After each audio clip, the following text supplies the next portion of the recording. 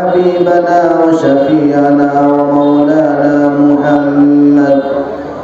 أما بعد فأعوذ بالله من الشيطان الرجيم. بسم الله الرحمن الرحيم. والله أخرجكم من بطون أمهاتكم لا تعلمون شيئا وجعل لكم السمع والأبصار والأفئدة لعلكم تشكرون. وقال تعالى: يا أيها الذين آمنوا اتقوا الله وكونوا مع الصادقين. وقال رسول الله صلى الله عليه وسلم: الله الله الله في أصحابي لا تتخذهم غردا من بعدي فمن أحبهم فبحبي أحبهم ومن أبغضني فبغضي أبغضهم أو كما قال عليه الصلاة والسلام. সকলে দুরূদ পড়ি। আল্লাহুম্মা সাল্লি আলা মুহাম্মাদিন ওয়া আলা আলি মুহাম্মাদ কামা সাল্লাইতা আলা ইব্রাহিম ওয়া আলা আলি ইব্রাহিম ইন্নাকা হামিদুম মাজিদ. আল্লাহুম্মা বারিক আলা মুহাম্মাদিন ওয়া আলা আলি মুহাম্মাদ কামা বারাকতা আলা ইব্রাহিম ওয়া আলা আলি ইব্রাহিম ইন্নাকা হামিদুম মাজিদ. বেদকা ক্লাব ও যুবকদের উদ্যোগে চতুর্থতম বার্ষিক ওয়াজ ও দোয়ার মাহফিলের সম্মানিত সভাপতি, মঞ্চে উপবিষ্ট দিগার উলামায়ে কেরাম এবং দূরদূর থেকে আগত সম্মানিত মুসলিয়ানে কেরাম, পর্দার আড়ালের মা ও বোনেরা, সকলকে জানাই আমার মনের অন্তরস্থল থেকে শুভেচ্ছা এবং ভালোবাসা। সম্মানিত উপস্থিতি, আজকে আমরা কি বিষয় নিয়ে আলোচনা শুনব, আগে আমরা বিষয়টা ঠিক করে নিই। আজকে আমাদের আলোচনার বিষয় হলো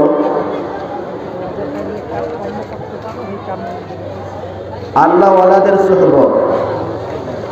কার সুহবত বলেন? আল্লাহ ওয়ালাদের সুহবত, সুহবতে আহলুল্লাহ, আল্লাহ ওয়ালাদের সুহবত।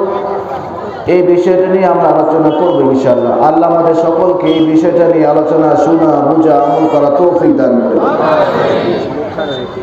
পিছনে লোক দাঁড়ানো, কিন্তু সামনে জায়গা খালি আছে। আমরা আল্লাহর সন্তুষ্টির জন্য যে আমরা সামনে আগায়া আরেকজনকে জান্নাত, আরেকজনকে সুযোগ করে দিব বসার, আল্লাহ আমার জন্য জান্নাতকে অগ্রসর করে দিবেন। একটু সামনে আসুন আর জিকির করুন, লা ইলাহা ইল্লাল্লাহ, লা ইলাহা ইল্লাল্লাহ, লা ইলাহা ইল্লাল্লাহ। ভাই, আল্লাহ সন্তুষ্টির জন্য আমরা একটু সামনে আগে আসি। লা ইলাহা ইল্লাল্লাহ, লা ইলাহা ইল্লাল্লাহ, লা ইলাহা ইল্লাল্লাহ মুহাম্মাদুর রাসূলুল্লাহ। তো সম্মানিত উপস্থিতি, আসুন আমরা আলোচনা শুরু করার পূর্বে মহান রব্বুল আলামিনকে ধন্যবাদ জানাই, যিনি আমাকে আপনাকে এখনো পর্যন্ত সুস্থ রেখেছেন। বলুন আলহামদুলিল্লাহ। আর আজ বলুন আলহামদুলিল্লাহ। সুস্থ থাকা এটা কার নেয়ামত বলেন? আল্লাহর নেয়ামত। একটা মানুষ অসুস্থ হয়ে যাওয়া কোনো ঘটনা না, একেবারে সহজ। ডাক্তারি মতে কারো গায়ে রক্ত বেশি থাকলে দূষণীয়, ঠিক কিনা বলেন? কারো গায়ে রক্ত কম থাকলে এটাও দোষের। কারো গায়ে রক্ত বেশি চলাচল করলে এটাও দোষের। কারো গায়ে রক্ত কম চললে এটাও দোষের। কোনটাকে আমরা হাই প্রেশার বলি, আবার কোনটাকে আমরা লো প্রেশার বলি। এত প্রেশারের মাঝে একটা মানুষ সুস্থ, কার অবদান বলেন? আর যখন কার অবদান বলেন? আল্লাহর অবদান। শুধু আল্লাহ পাক এই সুস্থতার নিয়ামতই ক্ষান্ত করলেন না, পাশাপাশি আল্লাহ আমাকে আরো নিয়ামত বাড়ায় দিলেন, যে আল্লাহ পাক আদৌ আমাকে চলমান হায়াতে এখনো জীবিত রেখেছেন। সুবহানাল্লাহ বলবেন না? এখনো জীবিত রেখেছেন। একটা মানুষ মরে যাওয়া একেবারে সহজ, কিন্তু একটা মানুষ জীবিত থাকা এটা বিশাল একটা বিষয়, ঠিক কিনা বলেন? কার নেয়ামত বলেন? আল্লাহর নেয়ামত। আল্লাহ আমাকে আপনাকে এখনো জীবিত রাখা বিশাল নেয়ামতের সুযোগ করে দিয়েছেন। এখনো আমার জান্নাত কামানোর সুযোগ রয়েছে, ঠিক কিনা বলেন? এখনো আমার সুযোগ আছে জাহান্নাম থেকে বেঁচে থাকা, ঠিক কিনা বলেন? জি। এখন আমি জীবিত, আমি আমার মায়ের সুন্দর চেহারার সুযোগ আমার এখনো আছে, তাসবিহ পড়ার সুযোগ আমার এখনো আছে, কোরআন তেলাওয়াত করার সুযোগ আমার এখনো আল্লাহ পাক করে দিয়েছেন, ঠিক কিনা বলেন? আমি এখনো সুন্দর আকাশ দেখতে পাই, আমার মায়ের সুন্দর চেহারা দেখতে পাই। কার অবদান বলেন? আল্লাহর অবদান। আসুন সে আল্লাহকে আমরা আবার মনের অন্তরস্থল থেকে ধন্যবাদ জানাই। সকল মিলে আলহামদুলিল্লাহ। আরো জোরে আলহামদুলিল্লাহ। আসুন সম্মানিত উপস্থিতি, যে বিষয়টা নিয়ে আলোচনা করব ওই বিষয়টাতে আমি একটু প্রবেশ করি। সুহবতে আহলুল্লাহ, আল্লাহ ওয়ালাদের সুহবত, আল্লাহ ওয়ালাদের নৈকট্য অর্জন করা। আসুন এই বিষয়টা বোঝার আগে আমরা একটু পিছন দিক থেকে আসি। আমরা সকলেই যারা আমরা পিতা হয়েছি বা যারা আমাদের সন্তানরা আছেন, প্রত্যেকটা গার্জিয়ান, প্রত্যেকটা পিতা, প্রত্যেকটা মাতা, এদের প্রথম চাহিদা হলো তারা আমরা সকলেই আল্লাহর কাছে কি চাই? সুস্থ সন্তান চাই, ঠিক কিনা বলেন? সুস্থ সন্তান কামনা করি, ঠিক কিনা বলেন? কেমন সুস্থ সন্তান? যে সন্তান চোখে দেখবে, কানে শুনবে, পা দিয়ে হাঁটবে, জবান দিয়ে কথা বলবে, ঠিক কিনা বলেন? এই ধরনের সুস্থ সন্তান আমরা সকলেই কামনা করি। এবার আসুন, আমরা সুস্থ সন্তান পাইয়া সকলেই খুশি হই, ঠিক কিনা বলেন? কিন্তু ওই সুস্থ সন্তান দিয়ে সকলে সুখী হতে পারে না, ঠিক কিনা বলেন? সন্তান আল্লাহ আমাকে সুস্থ দান করেছেন, এটা পাইয়া আমরা খুশি হই, কিন্তু দেখা যায় এই সন্তান পাওয়ার পরে আমরা এই সন্তান বড় হইলে আমরা অনেকে সুখী হই না, ঠিক কিনা বলেন? এই সুখী না হওয়ার পেছনে মূল কারণটা কি? কেন আমরা সন্তান দিয়ে অনেক সময় পিতামাতা সুখী হয় না? কেন?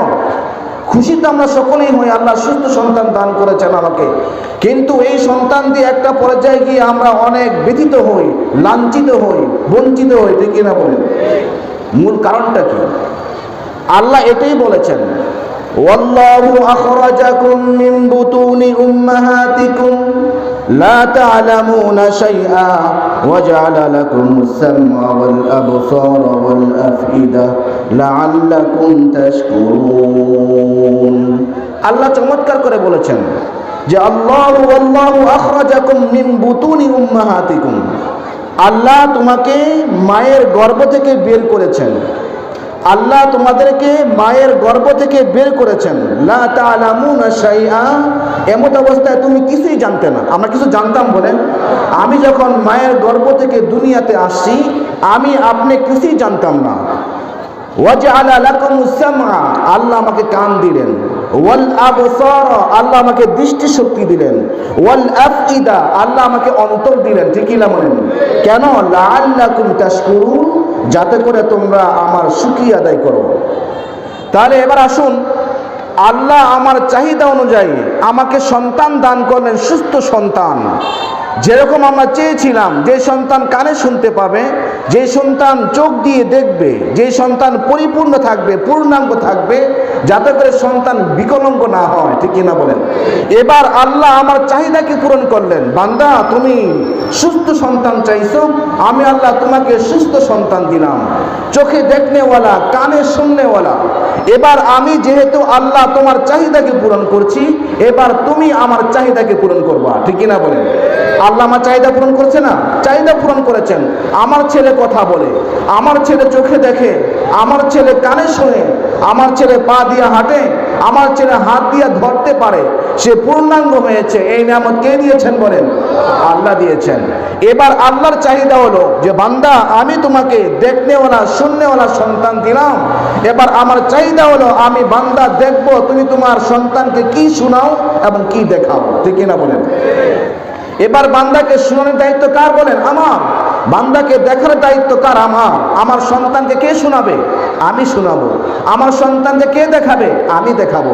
দেখেন আল্লাহ পাক কত চমৎকার করে বলেছেন, বান্দা আমি তোমার চাহিদাকে পূরণ করেছি, এবার তুমি আমার চাহিদাকে পূরণ করবা। এবার আমি দেখব তুমি তোমার সন্তানকে কি শোনাও এবং কি দেখাও, ঠিক কিনা বলেন? এবার আসুন, আল্লাহ পাক অন্যান্য সকল অঙ্গ প্রত্যঙ্গ বাদ দিয়ে কেন কানের কথা বললেন এবং কেন দৃষ্টির কথা বললেন, চোখে দেখার কথা বললেন? ওয়াল আবসার ওয়াল ফুআদা লাআল্লাকুম তাশকুরুন।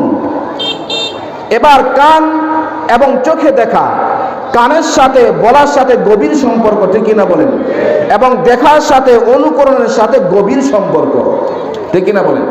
এবার আসুন, আমি আমার সন্তান আমার কোলে আল্লাহ পাক তুলে দিলেন, লা তা'লামুন, সে কিছুই জানতো না, এখন সে শুননেওয়ালা দেখনেওয়ালা। এখন আমি কি শোনাই কি দেখাই এটা আল্লাহ পাক দেখবেন। এখন আমি কি দেখাই?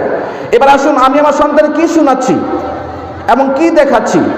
আমি আমার সন্তান যা শুনবে তা বলবে, ঠিক কিনা বলেন?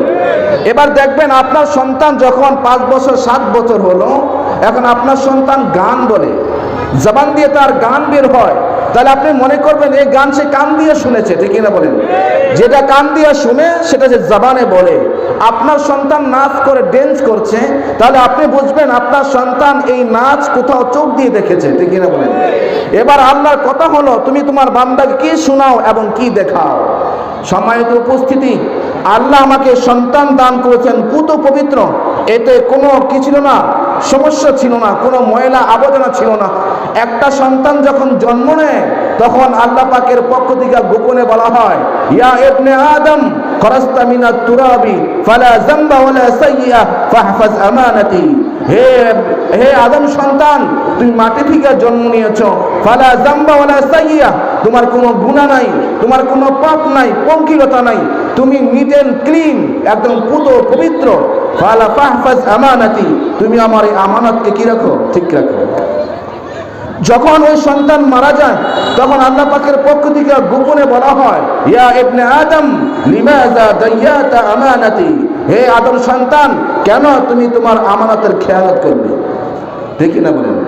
কেন তুমি আমাদের খেয়ানত করলে? আমি তো তোমাকে পুত পবিত্র দিয়েছিলাম, কেন তুমি নষ্ট করলে?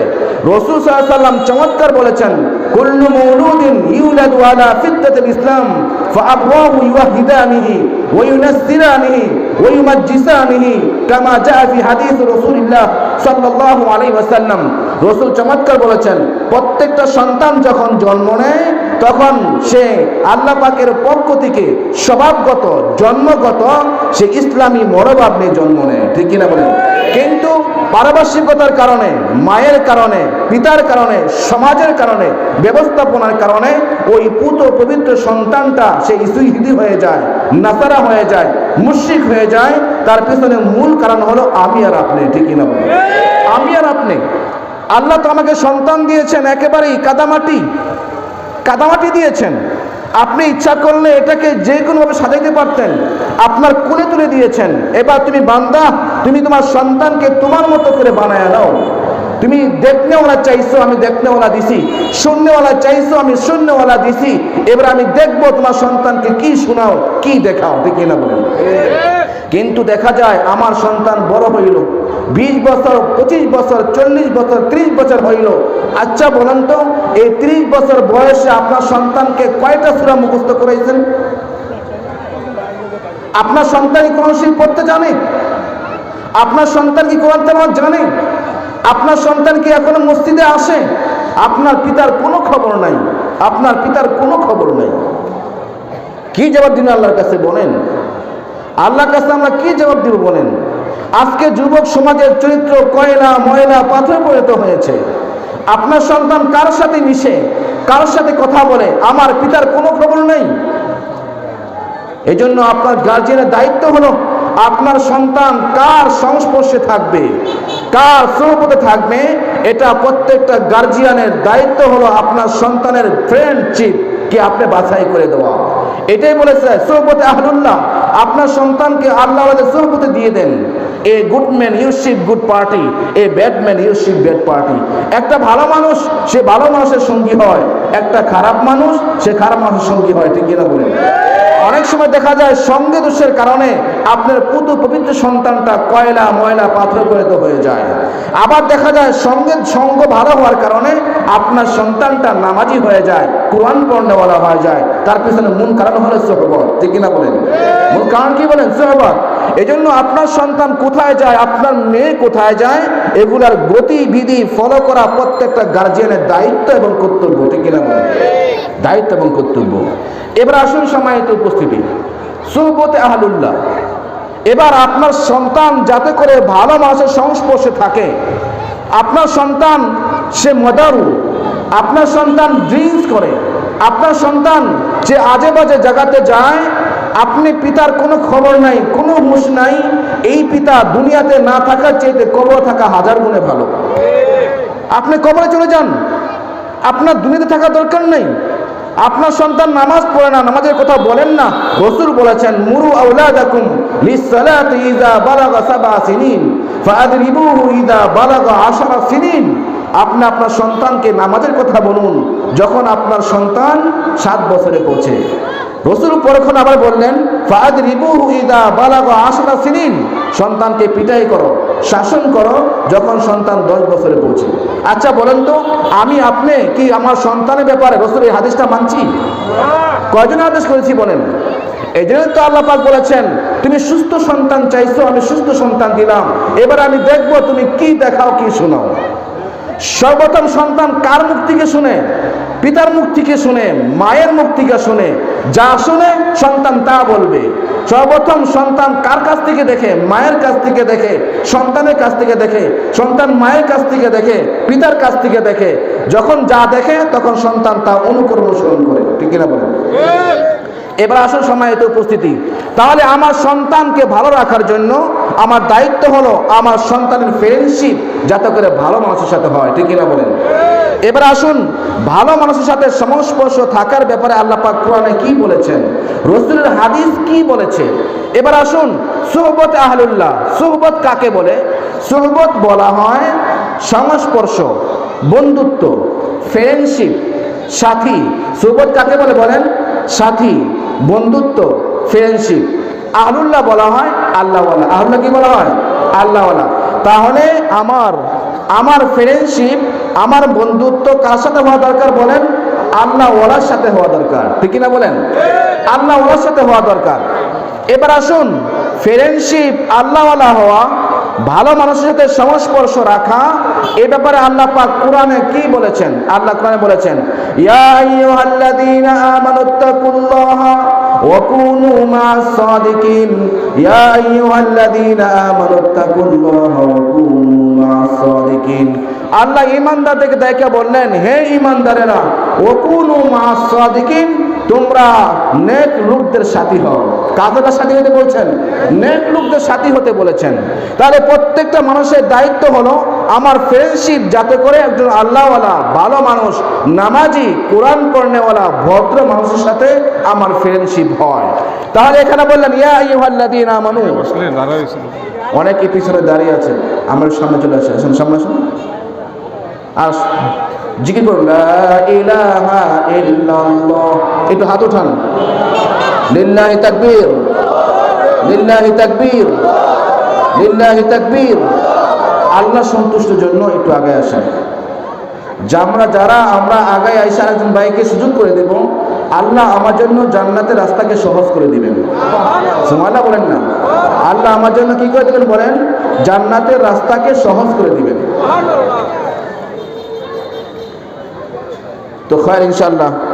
আমরা যে কথা বলতেছিলাম, আল্লাহ সুহবতের ব্যাপারে বলেছেন, ইয়া আইয়ুহাল্লাযীনা আমানুত্তাকুল্লাহা ওয়া কুনু মা'আস সাদিকিন। হে ঈমানদারেরা, তোমরা নেক লোকদের সাথী হও। এখানে তাহলে নেক লোকদের সাথী হওয়া এটা কার লক্ষণ? ঈমানদারের লক্ষণ। কার লক্ষণ বলেন? ঈমানদারের লক্ষণ, আল্লাহওয়ালাদের লক্ষণ। নেক লোকদের সাথী হওয়া এটা ঈমানদারের লক্ষণ। যখনই কোরআনে দেখবেন ইয়া আইয়ুহাল্লাযীনা আমানু, তার তরজমা শুধু হে ঈমানদাররা হয় না। ইয়া আইয়ুহাল্লাযীনা আমানু তার তরজমা অনেক দিকে হতে পারে। হে আমার কাছের মানুষেরা, হে আমার বন্ধুরা, হে আমার ভালো লাগার মানুষেরা, হে আমার প্রেমাস্পদেরা, হে আমার সবচেয়ে নিকটতম মানুষেরা, এটা হলো ইয়া আইয়ুহাল্লাযীনা আমানু তাকুল্লাহা ওয়া কুনু মা'আস সাদিকিন, তোমরা আল্লাহকে ভয় করো এবং নেক লোকদের সাথী হও। ঠিক কি না বলেন?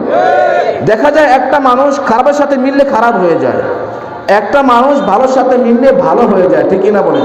সুহবতে সালেহতুকা সালেহকুনাত, সুহবতে তালেহরুতা তালেহকুনাত। একটা খারাপ সঙ্গে স্বর্গবাস আর অসৎ সঙ্গে কি বলেন? সর্বনাশ। এবার আসুন সুহবত, এই সুহবত থেকে সাহাবী হয়েছেন। এই সাহাবী নামকরণ সুহবত থেকে হয়েছে। সাহাবায়ে কেরাম রাদিয়াল্লাহু তাআলা আনহুম, তারা রাসূলের সাথে সুহবত অর্জন কইরা এক একজন চমকাইছেন, দুনিয়াতে চমকাইছেন, আখিরাতে চমকাবেন। ঠিক কিনা বলেন? এক একজন সাহাবা রাসূলের সাথে সুহবত রাখা দুনিয়াতে জান্নাতের সুসংবাদ পাইছেন। ঠিক কিনা বলেন? আবু বকর সিদ্দিক জান্নাতি, ওমর জান্নাতি, ওসমান জান্নাতি, আলী জান্নাতি, আব্দুর রহমান ইবনে আউফ জান্নাতি, সাদ ইবনে আবি ওয়াক্কাস জান্নাতি। এমন ধরনের 10 জন সাহাবীকে আল্লাহ পাক জান্নাতের আকাশের নিচে থাকার অবস্থায়, দুনিয়াতে চলমানরত অবস্থায়, মৃত্যুর পূর্বে গোটা মানব জাতিকে জানাই দিয়েছেন, শুনে রাখো আবু বকর জান্নাতি, ওমর জান্নাতি, ওসমান জান্নাতি, আলী রাদিয়াল্লাহু জান্নাতি, আব্দুর রহমান ইবনে আউফ জান্নাতি, সাদ ইবনে আবি ওয়াক্কাস রাদিয়াল্লাহু তাআলা জান্নাতি। তারা এই জান্নাতের সুসংবাদ কেন পাইছেন? রাসূলের সুহবতের কারণে পাইছেন। ঠিক না বলেন? সুহবতের কারণে পাইছেন। তা তো ঈমানদার ছিলেন না, ঈমানদার ছিলেন না, কিন্তু রাসূলের সুহবতে থাইকা তারা দুনিয়াতে চমকাইছেন, দুনিয়াতে হিরো, আখিরাতে হিরো। ঠিক না বলেন? আখিরাতে হিরো। এবার আসুন, এবার এই সুহবতের মূল্য কতটুকু? অন্যান্য নবীরাও নেক লোকদের সাথী হওয়ার জন্য আল্লাহর কাছে দোয়া করেছেন। যেমন সুলাইমান আলাইহিস সালাম আল্লাহর কাছে দোয়া করেছেন, ওয়াদখিলনি বিরহমাতিকা ফি ইবাদিকাস সালিহিন, ওয়াদখিলনি বিরহমাতিকা ফি ইবাদিকাস সালিহিন। সুলাইমান আলাইহিস সালাম একজন নবী, মুকাম্মাল নবী, জান্নাতি মানুষ। উনি আল্লাহর কাছে দোয়া করেছেন, রব্বি আপনি মেহেরবানি করে আমাকে ইবাদত সালিহিনদের অন্তর্ভুক্ত করে দেন। সুবহানাল্লাহ বলবেন না? সুলাইমান আলাইহিস সালাম একজন নবী হওয়া সত্ত্বেও উনি আল্লাহর কাছে দাবি করেছেন, রব্বি আপনি মেহেরবানি করে, দয়া করে আমাকে ইবাদত সালিহিনদের অন্তর্ভুক্ত করে দেন। চিন্তা করেছেন? শুধু এখানেই শেষ নয়, ইউসুফ আলাইহিস সালাম উনিও আল্লাহর কাছে দোয়া করেছেন, ওয়ালহিকনি বিসসালিহিন, আমাকে লায়েক করে দেন, আমাকে মিলায় দেন বিসসালিহিন, সালিহিনদের সাথে। সুবহানাল্লাহ বলবেন না? তাহলে অন্যান্য নবী কেরামরাও আল্লাহর কাছে দোয়া করেছেন, রব্বি আমার সাথী যেন দুনিয়াতে কি হয়? নেককার হয়, সালিহিনরা হয়। কেননা যার সাথী দুনিয়াতে নেককার হবে, সালিহিন হবে, তার হাসর কিয়ামতের ময়দানে তার সাথেই হবে। সুবহানাল্লাহ বলবেন না? আনাস ইবনে মালিক রাদিয়াল্লাহু তাআলা আনহুমা উনি বর্ণনা করতেছিলেন যে আমি একদা রাসূলের সাথে মসজিদ থেকে বের হইতেছিলাম। মসজিদের গেটে একটা লোক বসা ছিল। ওই ব্যক্তি রাসূলকে বলে, ইয়া রাসূলুল্লাহ মাতা ইয়াকুমুস সাআ, কিয়ামত কবে হবে? ইয়া রাসূলুল্লাহ মাতা ইয়াকুমুস সাআ, কিয়ামত কবে হবে? রাসূল ওই সাহাবীকে বললেন, মা আদ্দাতা লিস-সাআ, তুমি যে কিয়ামত বলতেছো, তাহলে তুমি কিয়ামতের কি প্রস্তুতি নিয়েছো? ঠিক না বলেন? কিয়ামতের ময়দান শুরু হয়ে গেলে হিসাব নিকাশ শুরু হয়ে যাবে। হয়তো তুমি জান্নাতি হবে, নয়তো তুমি জাহান্নামী হবে। তুমি যে কিয়ামত বলতেছো, তাহলে কিয়ামতের জন্য কি প্রস্তুতি নিয়েছো? এবার সাহাবী বলেন, ইয়া রাসূলুল্লাহ কিয়ামতের জন্য সত্য কথা, কিয়ামতের জন্য আমি বেশি নামাজ পড়তে পারি নাই, আখিরাতের জন্য আমি বেশি পুঁজি অর্জন করতে পারি নাই, বেশি নামাজ পড়তে পারি নাই, রোজা রাখতে পারি নাই সত্য, কিন্তু শুনে রাখেন আমি দুনিয়াতে আল্লাহ এবং আল্লাহর রাসূলকে ভালোবাসি। সুবহানাল্লাহ বলবেন না? এবার রাসূল বললেন, আল মারউ মা'a মান আহবাব, যে মানুষ দুনিয়াতে যার সাথে সংস্পর্শ থাকবে, যাকে বেশি ভালোবাসবে, কিয়ামতের ময়দানে তার সাথে সে জান্নাতি হবে। সুবহানাল্লাহ, সুবহানাল্লাহ। তাহলে দুনিয়াতে যে মানুষটা যার সাথে সংস্পর্শ রাখবে, তাহলে ওই মানুষটা কিয়ামতের ময়দানে জান্নাতীদের অন্তর্ভুক্ত হবে, ওই মানুষের জান্নাতি হবে। এবার আনাস ইবনে মালিক রাদিয়াল্লাহু তাআলা বললেন, যখন রাসূল সাল্লাল্লাহু আলাইহি ওয়াসাল্লাম এই কথা বললেন, আনতা মা'a মান আহবাবতা, তুমি যাকে পছন্দ করো তোমার কিয়ামত তার সাথে হবে। ওই আনাস ইবনে মালিক রাদিয়াল্লাহু তাআলা বললেন, তাহলে আমার মনের ভিতর শান্তি লাগলো, আমি তো আল্লাহর রাসূলকে ভালোবাসি, আবু বকরকে ভালোবাসি, ওমরকে ভালোবাসি, ওসমানকে ভালোবাসি, আলীকে ভালোবাসি, তাহলে আমার হাসর থেকে কিয়ামতের ময়দানে আল্লাহর সাথে হবে, আল্লাহর রাসূলের সাথে হবে, ওসমানের সাথে হবে, আলীর সাথে হবে। সুবহানাল্লাহ, সুবহানাল্লাহ। এই জন্য আপনার সন্তান কি শুনে কি দেখে এটা দায়িত্ব আপনার। আপনার সন্তানে কোথায় নিয়ে যাবেন এটা দায়িত্ব আপনার। আপনার সন্তানে কি বানাবেন এটা দায়িত্ব আপনার। আল্লাহ আপনি সন্তান চেয়েছেন সুস্থ, আল্লাহ দিয়েছেন সুস্থ। এবার আল্লাহ আপনাকে দিকে তাকিয়ে আছেন, আমি দেখব তোমার সন্তানকে কি শোনাও কি দেখাও। আচ্ছা বলুন তো, আমার সন্তানে কি দেখে কি শুনাই? ভালো কিছু শুনাই, ভালো কিছু দেখাই? আমার সন্তান কার সাথে মিশে দেখাই বলেন? আমার সন্তানের হাতে আমি স্মার্ট মোবাইল দিয়ে দিলাম, শুনে রাখেন, অপ্রাপ্ত বয়স্ক ছেলের হাতে স্মার্ট মোবাইল এটা কোশ্চিনকালে স্মার্ট হতে পারে না, এটা আনস্মার্ট হয়ে যাবে, ঠিক না বলেন? আপনার সন্তানের মেরুদণ্ড ভেঙে দিবে, চোখের জুতি হারিয়ে ফেলবে, তার ঈমান নষ্ট হয়ে যাবে, তার কলবে পছন্দ ধরবে, ঠিক না বলেন? পছন্দ ধরবে। আপনার সন্তান হাতে মোবাইল দিয়ে দিলেন, আপনার সন্তান ঘরে বসে বসে সে তার বেডরুমে একা একা কি দেখে আপনি জানেন? আপনি জানেন না। শুনে রাখেন, আমরা যত ইনকাম করি না কেন, এই ইনকামের মধ্যে সবচেয়ে বেশি মূল বিষয়টা হলো আমার শরীর, আমার স্বাস্থ্য। আমার স্বাস্থ্য সবচেয়ে মূল্যবান বেশি, টাকার চাইতে স্বাস্থ্যের মূল্যবান 1000 গুণ বেশি। আপনি অর্ঘুমা করে রাতকে রাত কাটাই দিচ্ছেন। ওয়াজআলনা লাইলা লিবাসা ওয়াজআলনা নাহারা মাআশা। আল্লাহ পাক রাত দিয়েছেন ঘুমানোর জন্য, আরামের জন্য। আল্লাহ পাক দিন দিয়েছেন বিচরণ করার জন্য। কিন্তু দেখা যায় আমরা রাতে অর্ঘুমা করি, 12টা পর্যন্ত 1টা পর্যন্ত আমরা অর্ঘুমা করি। কিসের পিছনে অর্ঘুমা করছি বলেন? এটা সুন্নত নয়। সবচেয়ে উত্তম হলো গো টু বেড আর্লি। তুমি রাতের বেলায় খুব তাড়াতাড়ি বিছানায় চলে যাও, ঘুমায়া পড়ো, তোমার শরীর সতেজ থাকবে। সকালবেলা ঘুম থেকে ওঠো, আর্লি ঘুম থেকে ওঠো, তোমার স্বাস্থ্য ঠিক থাকবে। কিন্তু আমার অভাবের কারণে, আমার অবহেলার কারণে আমার সন্তান নষ্ট হতে যাচ্ছে। এতে পিতা মাতার কোনো ভ্রুক্ষেপ নেই, আমরা ঘুমিয়ে আছি। অন্যান্য সকল নবীকে আমরা বলেছেন, রব্বি আমার সাথী যেন ভালো হয়, মেহেরবানি করে আমার ভালো সাথী জোগাড় করে দেন। এবং ইউসুফ আলাইহিস সালাম বলেছেন, ওয়াল হিকনি বিসসালিহিন। এবার আসুন, সাহাবায়ে কেরামরা এত চমকাইলেন কেন? সাহাবায়ে কেরামরা এত মূল্য কেন? সাহাবা এটা সুহবত থেকে হয়েছে, সুহবতের কারণে হয়েছে। সেই সাহাবাদের মধ্যে সবচেয়ে বড় সাহাবী কার নাম বলেন? আবু বকর সিদ্দিক রাদিয়াল্লাহু তাআলা আনহু। উনি হলেন সবচেয়ে বড় সাহাবী। ওনার এত মূল্য কেন? যদি এবার আসুন আবু বকর সিদ্দিক রাদিয়াল্লাহু তাআলা সম্পর্কে সংক্ষিপ্ত কিছু পরিচয় জানি। আল্লাহ পাক যখন আলমে আরওয়াহকে বানাইলেন, এই রূহ সমূহের মধ্য থেকে যাকে পছন্দ করেছেন তাকে আদম আলাইহিস সালাম বানাইছেন। এরপরে যাকে পছন্দ করেছেন দ্বিতীয় আদি পিতা নূহ আলাইহিস সালাম বানাইছেন। এরপরে যাকে পছন্দ করেছেন জাতি পিতা ইব্রাহিম আলাইহিস সালামকে বানাইছেন। এরপরে যাকে পছন্দ করেছেন আমাদের সর্বশ্রেষ্ঠ নবী মুহাম্মদুর রাসূলুল্লাহ সাল্লাল্লাহু আলাইহি সাল্লামকে বানাইছেন।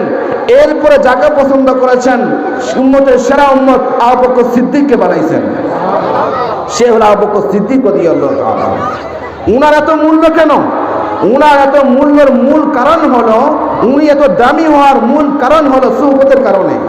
বেলাল রাদিয়াল্লাহু তাআলা আনহু কালো ছিলেন, হাফসি ছিলেন, বংশীয় মর্যাদার দিক দিয়ে সবচেয়ে নিচু মানের ছিলেন, গোলাম ছিলেন। কিন্তু সেই বেলাল রাসূলের সুহবতের কারণে দুনিয়াতে চমকাইছে, আখিরাতে চমকাইবে, ঠিক কিনা বলেন? রাসূল যখন জান্নাতে যাবে, রাসূলের বাহনের উটের রশি বেলাল সামনে ধরে টেনে টেনে রাসূলকে জান্নাতে পৌঁছায় দিবে। সে হলে বেলাল রাদিয়াল্লাহু তাআলা। মূল কারণটা কি? কালো একটা মানুষ, বংশীয় মর্যাদা নাই, তার কোনো পরিচয় নাই, কিন্তু এই লোকটাকে আল্লাহ পাক এত সম্মান দিলেন।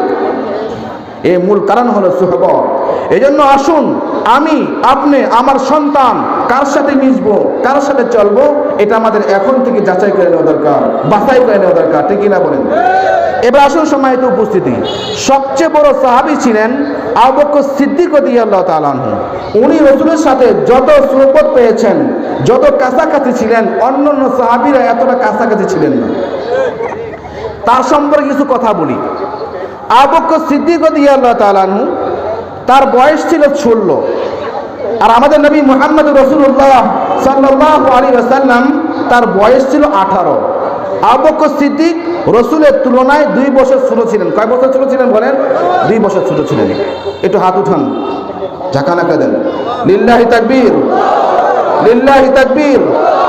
লিল্লাহি তাকবীর। আপনাদের আলোচনা বিষয়বস্তু বুঝে আসতেছে তো? বুঝে আসতেছে তো ইনশাআল্লাহ? কথা বুঝবেন, কথা বুঝে নেবেন, এরপরে আমল করার চেষ্টা করবেন। আল্লাহ আমাদেরকে কথাগুলো বুঝা পাশাপাশি আমল করা তৌফিক দান করেন।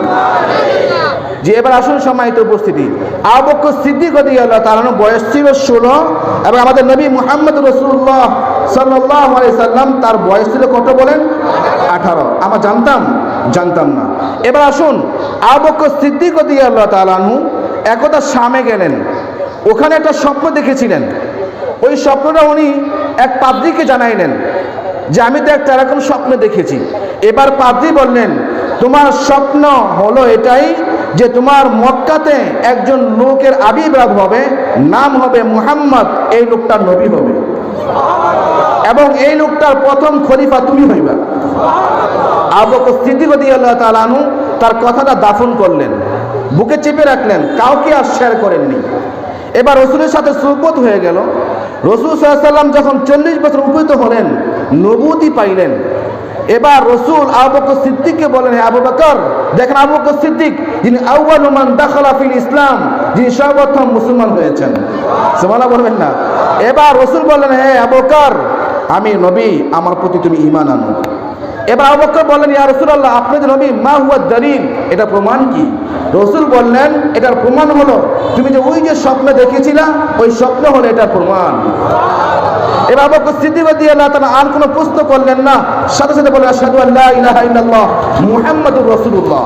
এবার আবু বকর সিদ্দিক রাদিয়াল্লাহু তাআলা ইসলাম ধর্ম গ্রহণ করে সর্বপ্রথম রসুলের কপালে যিনি চুমা খেয়েছিলেন তিনি আবু বকর সিদ্দিক রাদিয়াল্লাহু তাআলা। এটা কেন হয়েছে বলেন? সুহবতের কারণে হয়েছে, সুহবতের কারণে হয়েছে। এবার রসুল সাল্লাল্লাহু আলাইহি ওয়াসাল্লাম যিনি মৃত্যুর পরে সর্বপ্রথম যিনি চুমা খেয়েছেন রসুলের কপালে, ইনি হলেন আবু বকর সিদ্দিক রাদিয়াল্লাহু তাআলা। চিন্তা করেছেন, রসুলের জীবিত অবস্থায় সর্বপ্রথম চুমা খেয়েছেন আবু বকর সিদ্দিক, রসুলের মৃত্যুর পরে সর্বপ্রথম চুমা খেয়েছেন আবু বকর সিদ্দিক রাদিয়াল্লাহু তাআলা। এদের সাথে, রসুলের সাথে আবু বকর সিদ্দিকের সাথে গভীর মিল রয়েছে। এবার আসুন, রসুল সাল্লাল্লাহু আলাইহি ওয়াসাল্লামকে মৃত্যুর পূর্বে, মৃত্যুর 2 বছর পূর্বে বিষ পান করানো হয়েছিল। ঠিক আবু বকর সিদ্দিককেও মৃত্যুর 2 বছর পূর্বে তাকেও বিষ পান করানো হয়েছিল, বিষ পান করানো হয়েছিল। রসুলকে বিষ পান করানো হয়েছিল খাবারের সাথে, আবু বকর সিদ্দিক রাদিয়াল্লাহু তাআলাকে বিষ পান করানো হয়েছিল খাবারের সাথে। রসুলের সাথে দুজন সাথী ছিলেন, সাহাবী ছিলেন, তারা বিষ প্রয়োগে মারা গিয়েছিলেন, রসুল বেঁচে গিয়েছিল। আবু বকর সিদ্দিকের সাথে দুজন সাথী ছিলেন, তারা বিষ প্রয়োগে মারা গিয়েছিলেন এবং আবু বকর সিদ্দিক রাদিয়াল্লাহু তাআলা বেঁচে গিয়েছিলেন। সুবহানাল্লাহ বলবেন না? রসুল সাল্লাল্লাহু আলাইহি ওয়াসাল্লামের 15 দিন পূর্বে, মৃত্যুর 15 দিন পূর্বে জ্বর হয়েছিল, আবু বকর সিদ্দিককেও মৃত্যুর 15 দিন পূর্বে তারা জ্বর হয়েছিল। সুবহানাল্লাহ বলবেন না? দেখেন কত গভীর সম্পর্ক, কত মিল রয়েছে। রসুলের মৃত্যুর 15 দিন পূর্বে রসুলের জ্বর হয়েছিল, আবু বকর সিদ্দিকও মৃত্যুর 15 দিন পূর্বে তার জ্বর হয়েছিল। রসুল 63 বছর পাইছিলেন, আবু বকর সিদ্দিকও 63 বছর পাইছেন। হায়াত রসুল, যদি চলমান হায়াত রসুল পাইছেন কয় বছর বলেন? 63 বছর। আবু বকর সিদ্দিক তার চলমান হায়াতটা ছিল 63 বছর। রসুলের সাথে আবু বকর সিদ্দিক রাদিয়াল্লাহু তাআলা দীর্ঘ 45 বছর সংস্পর্শ ছিলেন। কয় বছর বলেন? 45 বছর একসাথে ছিলেন, একসাথে ছিলেন 45 বছর। এবার আসুন, রসুলের মৃত্যুর সময়, রসুলের মৃত্যুর সময় তার পাশে ছিলেন আয়েশা সিদ্দিকা রাদিয়াল্লাহু তাআলা আনহা। আর আবু বকর সিদ্দিক রাদিয়াল্লাহু তাআলা উনার যখন মৃত্যু হয় তখন তার পাশে ছিলেন কে? আয়েশা সিদ্দিকা রাদিয়াল্লাহু তাআলা আনহা। সুবহানাল্লাহ বলেন না? দেখেন কত মিল রয়েছে। এই মিলটা কেন হয়েছে? সুহবতের কারণে হয়েছে, সুহবতের কারণে হয়েছে, সুহবতের কারণে হয়েছে। এখানেই শেষ নয়, রসুল সাল্লাল্লাহু আলাইহি ওয়াসাল্লাম মৃত্যুর পূর্বে মেসাক করতে চেয়েছিলেন, আবু বকর সিদ্দিকও মৃত্যুর পূর্বে মেসাক করতে চাইছেন। এটা আমাদের জানা নাই, আমরা অনেকেই জানার বাহিরে রয়েছি। রসুল সাল্লাল্লাহু আলাইহি ওয়াসাল্লামের মেসাকটা আয়েশা সিদ্দিকা রাদিয়াল্লাহু তাআলা চাবায়া নরম করে দিয়েছিলেন। আবু বকর সিদ্দিকের মেসাকটাও কে নরম করে দিয়েছিলেন বলেন? আয়েশা সিদ্দিকা রাদিয়াল্লাহু তাআলা চাবায়া নরম করে দিয়েছিলেন। সুবহানাল্লাহ, জোরে বলো সুবহানাল্লাহ। শুধু এখানে শেষ নয়, রসুল সাল্লাল্লাহু আলাইহি সাল্লামের নাতি হাসান হুসাইন রাদিয়াল্লাহু তাআলাকে শহীদ করা হয়েছে। ঠিক আবু বকর সিদ্দিক রাদিয়াল্লাহু তাআলার নাতি আব্দুর রহমানকে শহীদ করা হয়েছে। রসুলের নাতি হুসাইনকে শহীদ করা হয়েছে অন্যায়ভাবে, আবু বকর সিদ্দিক রাদিয়াল্লাহু তাআলার নাতি আব্দুর রহমানকেও শহীদ করা হয়েছে অন্যায়ভাবে। রাসূল সাল্লাল্লাহু আলাইহি ওয়াসাল্লাম নাতিকে শহীদ করা হয়েছে কুফায়, আর আবু বকর সিদ্দিক রাদিয়াল্লাহু তাআলা নাতিকে শহীদ করা হয়েছে বাসরায়। রাসূল সাল্লাল্লাহু আলাইহি ওয়াসাল্লাম মৃত্যুর পরে সর্বপ্রথম যার সাথে আলেম বজরকে সাক্ষাৎ হয়েছে তিনি আবু বকর সিদ্দিক রাদিয়াল্লাহু তাআলা। সুবহানাল্লাহ বলবেন না? রাসূল সাল্লাল্লাহু আলাইহি ওয়াসাল্লামকে মৃত্যুর পর যেখানে দাফন করা হয়েছে ঠিক আবু বকর সিদ্দিক রাদিয়াল্লাহু তাআলার মৃত্যুর পরে রাসূলের পাশে ওইখানে দাফন করা হয়েছে। সুবহানাল্লাহ বলবেন না? রাসূল সাল্লাল্লাহু আলাইহি ওয়াসাল্লাম হাসরের ময়দানে উঠা সর্বপ্রথম যার সাথে সাক্ষাৎ করবেন তিনি আবু বকর সিদ্দিক রাদিয়াল্লাহু তাআলা। রাসূল সাল্লাল্লাহু আলাইহি ওয়াসাল্লাম হাসরের ময়দানে উঠা হাউজে কাউসারে যাবেন, তার পিছনে পিছনে যাবেন আবু বকর সিদ্দিক রাদিয়াল্লাহু তাআলা। রাসূল সাল্লাল্লাহু আলাইহি ওয়াসাল্লাম মাকাম মাহমুদে যাবেন, তার পিছনে পিছনে যাবেন কে বলেন? আবু বকর সিদ্দিক রাদিয়াল্লাহু তাআলা। রাসূল সাল্লাল্লাহু আলাইহি ওয়াসাল্লাম জান্নাতে যায়া সর্বপ্রথম যার সাথে মুসাফা করবেন তিনি আবু বকর সিদ্দিক রাদিয়াল্লাহু তাআলা। আচ্ছা, এত বড় সম্মান, এত বড় মর্যাদা কেন হয়েছে? সুহবতের কারণে হয়েছে, নামাজের দ্বারা হয় নাই। যদি নামাজের দ্বারা এত বড় সম্মান পাইতেন তাহলে আমাদের বড় পীর আব্দুল কাদের জিলানী সম্মান পাইতে পারতেন। কিন্তু সাহাবা এটা নামাজের দ্বারা হয় নাই, রোজার দ্বারা হয় নাই, আমলের দ্বারা হয় নাই। সাহাবাদের উজ্জ্বল নক্ষত্র তারা দুনিয়াতে হয়েছেন, দুনিয়াতে হিরু, আখিরাতে হিরু। নামাজের দ্বারা না, আমলের দ্বারা না, তার মূল হলো সুহবতের দ্বারা। ঠিক না বলেন? রাসূলের সুহবতের কারণে তারা দুনিয়াতে চমকাইছে। ভালো মানুষের সাথে সংস্পর্শে রাখুন, আপনার ছেলে ভালো শুনবে, ভালো দেখবে। খারাপের সাথে সংস্পর্শে রাখবেন, আপনার ছেলে খারাপ শুনবে, খারাপ দেখবে। এটাই আল্লাহ পাক বলেছেন, বান্দা তুমি তোমার সন্তানকে ভালো চাইলা, সুস্থ সন্তান চাইছো, আমি তোমাকে সুস্থ সন্তান দিছি, এবার আমি দেখবো তুমি তোমার কি শোনাও, কি দেখাও, কি বলাও। সেটা আল্লাহ পাক বলেছেন, ওয়াল্লাহু আখরাজাকুম মিন বুতুনি উম্মাহাতিকুম লা তা'লামুনা শাইআ وجعل لكم السمع والأبصار والأفئدة لعلكم تشكرون। বান্দা তুমি দেখনেওয়ালা বলনেওয়ালা সন্তান চাইছো, আমি তোমাকে দিলাম, এবার আমি দেখবো তোমার সন্তান কি শুনে, তোমার সন্তান কি শুনাও, কি দেখো। ঠিক কিনা বলেন? এবার সন্তানকে ভালো শোনাবেন তো ইনশাআল্লাহ, ভালো দেখাবেন তো ইনশাআল্লাহ। আজকে দেখেন আমাদের যুবক সমাজ চরিত্র নষ্ট হয়ে যাচ্ছে কেন? এর পিছনে মূল কারণ হলো আমরা গার্জিয়ানরা আমাদের সন্তানের ব্যাপারে গাফেল। ঠিক কিনা বলেন? এই পুত পবিত্র আত্মা আল্লাহ আমাকে দান করেছেন, সন্তান দিয়েছেন পুত পবিত্র। আমার অবহেলার কারণে আমার সন্তান নষ্ট হয়ে যাচ্ছে, আমার মেয়েটা নষ্ট হয়ে যাচ্ছে। সজাগ হন, সজাগ দৃষ্টি রাখুন। এমন সন্তান সমাজে উপহার দেন যার দ্বারা সমাজবাসী খুশি হবে, সন্তুষ্ট হবে। ঠিক কিনা বলেন? আল্লাহ খুশি হবেন, আপনার রাসূলও খুশি হবেন, কিয়ামতের ময়দানে আপনাকে জান্নাতে যাওয়ার জন্য সহজ হয়ে যাবে। ঠিক কিনা বলেন? এবার আসুন সম্মানিত উপস্থিতি, এই শখ ভালো সংস্পর্শ থাকতে গিয়া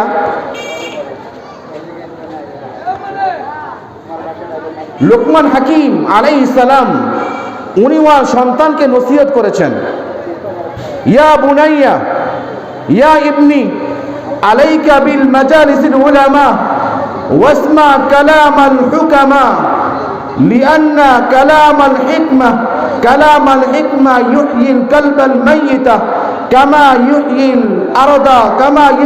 আরদাল মাইয়িতা বিবালালিল মাতার।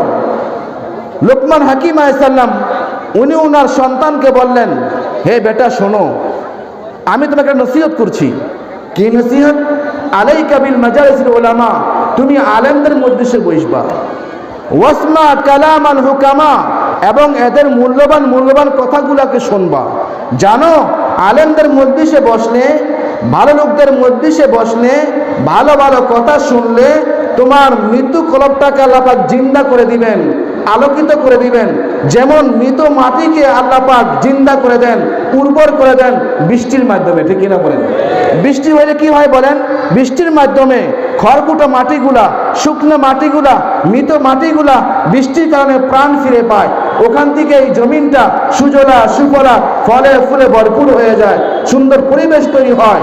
হে বেটা, তুমি আলেমদের কথা শোনো, হিকমতপূর্ণ কথা শোনো, কোরআনের কথা শোনো, কোরআনের তাফসীর শোনো, ওখানে বসো। এদের কথা শুনলে আল্লাহ পাক তোমার অন্তরের ভিতরে নূর ঢুকায় দিবেন, রহমত ঢুকায় দিবেন। রহমত বর্ষণ হওয়ার কারণে তোমার মৃত্যু অর্থনটা জেগে উঠবে, সজাগ হয়ে যাবে, জীবিত হবে। জীবিত হইলে তোমার মাথায় টুপি আসবে, তোমার দাড়ি আসবে, পাঞ্জাবি আসবে, তোমার মুখে সৌন্দর্য বেড়ে যাবে, তোমার কথা সৌন্দর্য বেড়ে যাবে, তোমার আখলাক চরিত্র সুন্দর হয়ে যাবে, ঠিক কিনা বলেন? এই জন্য লোকমান হাকিম আলাইহিস সালাম উনি ওনার সন্তানকে এই উপদেশ দিয়েছিলেন। আচ্ছা বলুন তো, এই ভালো মানুষের সাথে ভালোর সাথে সংস্পর্শ থাকলে শুধু মানুষ চমকায় না, জড় পদার্থ চমকায় যায়। দেখবেন একটা কাগজ, এই কাগজ যদি আপনি সাদা থাকে, এটা রাস্তায় পড়ে গেলে মানুষের কোনো কি যায় আসে না, আমরা এটাকে পাড়াই। যদি এই কাগজে কোরআন লেখা থাকে, যদি এই কাগজে কোরআন লেখা থাকে, এই কাগজে কোরআন লেখা হওয়ার কারণে, কোরআনের সংস্পর্শ হওয়ার কারণে এই কাগজটা দামি হয়ে যায়। এটা পড়লে, আমাদের নজরে পড়লে আমরা উঠাই, চুমু খাই, পরিষ্কার করি, ইজ্জত দিই, ঠিক কিনা বলেন? শুধু এখানে শেষ নয়, কোরআনের সাথে স্পর্শ হইলে যে কাপড় দিয়ে যদি আমরা একটা প্যান্ট বানাই, একটা শার্ট বানাই, এটা পরে গেলে, এটা ছিঁড়া গেলে আমরা যত্ন করি না, এটা ফালাই দেই। কিন্তু ওই কাপড় দিয়ে যদি নাকি কাপড়টা কম দামি হয়, ওই কম দামি কাপড় দিয়ে যদি আমি গিলাপ বানাই, এই গিলাপটা পুরনো হয়ে গেল, এই গিলাপটা পায়ে লাগলে আমরা চুমু খাই, সম্মান করি, মাথায় উঠে, ঠিক কিনা বলেন? এই সংস্পর্শের কারণে কোরআনের টাচ লাইগা একটা কম দামি কাপড় দামি হয়ে গেল, কোরআনের কাছে আইসা একটা কম দামি কাগজ দামি হয়ে গেল।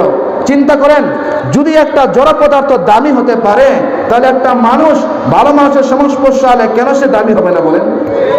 দামি হবে না বলেন? দামি হবে।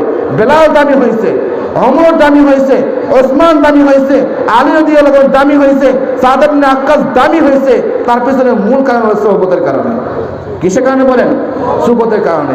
শুধু এখানে শেষ নয়, একটা ভালো সংস্পর্শে থাইকা একটা ঘৃণতর প্রাণী সে আল্লাহর কাছে অনেক দামি হয়েছে, ঠিক কিনা বলেন? আমরা জানি আসহাবে কাহাফদের একটা গ্রুপ ছিল। আসহাবে কাহাফদের ঘটনা আমরা অনেকে জানি। আসহাবে কাহাফ মানে গুহাবাসী। এক গুহাতে 7 জন যুবক আশ্রয় নিয়েছিল। এই যুবকরা মুসা আলাইহিস সালামের জমানায় এরা বসবাস করতেন। ওই সময়কার দেশের বাদশা জালেম ছিলেন। উনি মানুষদেরকে বাধ্য করতেন মূর্তি পূজা করার জন্য, এবং বাদশা জানতেন যে 7 জন যুবক এমন আছে যারা বাদশার কথা শোনে না, মূর্তি পূজা করে না, এরা শুধু এক আল্লাহর বিশ্বাসী। কার বিশ্বাসী বলেন? আল্লাহর বিশ্বাসী। হাত উঠান, ঝাঁকানা করেন, বলেন লিল্লাহি তাকবীর, লিল্লাহি তাকবীর, লিল্লাহি তাকবীর। এবার বাদশা থেকে ডেকে পাঠালেন। যুবকরা জড়ো হলো, বাদশার সামনে বসা। বাদশা বললেন, তোমরা আমার রাজ্যে বসবাস করো, অথচ আমার হুকুমকে মানো না। আমার বিশ্বাস মূর্তি পূজা, তোমরা মূর্তিকে পূজা করতে হবে, এটা বাধ্যতামূলক।